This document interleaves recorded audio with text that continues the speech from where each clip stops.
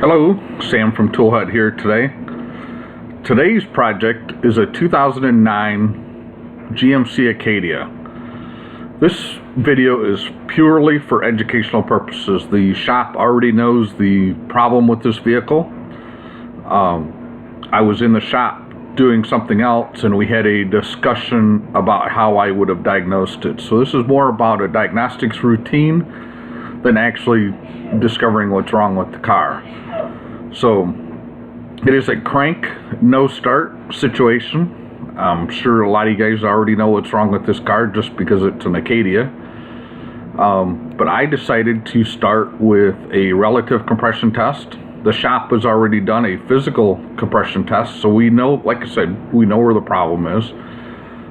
So I just wanted to go through the process of doing the relative compression and why I think it was a better approach to the way that they had done it. The shop also installed 6 spark plugs at the same time that they were doing their compression test, and obviously to no avail.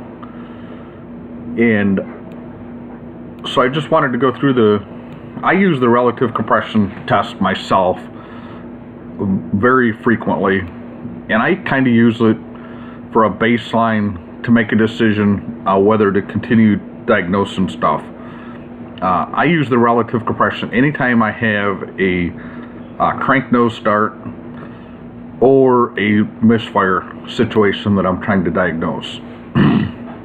I use it for other stuff as well, but those are the two main times that I use a relative compression test.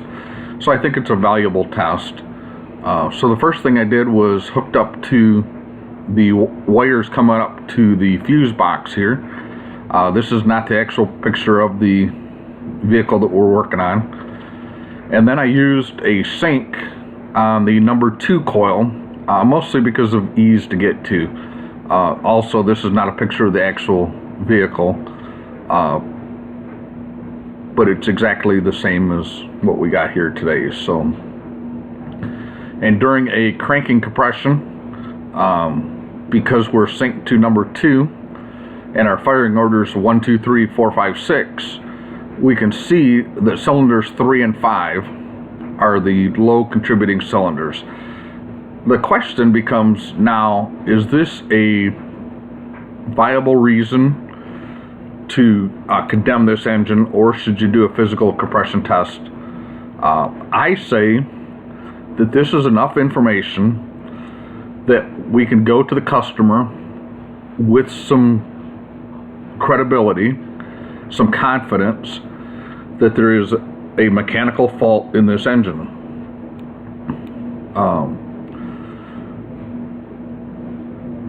Obviously, I would recommend doing a physical compression test from here, but I think it's a good time to go to the customer and give them the idea that it's very possible that they're going to have mechanical failure with this vehicle. Now, obviously, we want to diagnose it some more and determine the reason for the low compression.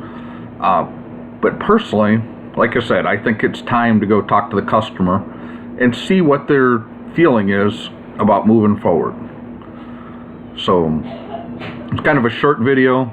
I just wanted to go through when I use relative compression, how I use relative compression, and how I think it's a good diagnostics tool. And as always, thanks for watching. Please subscribe to my channel if you want to see some more videos. Obviously, thumbs up, thumbs down, comments. I try to answer any comments that you may have, and have a great day.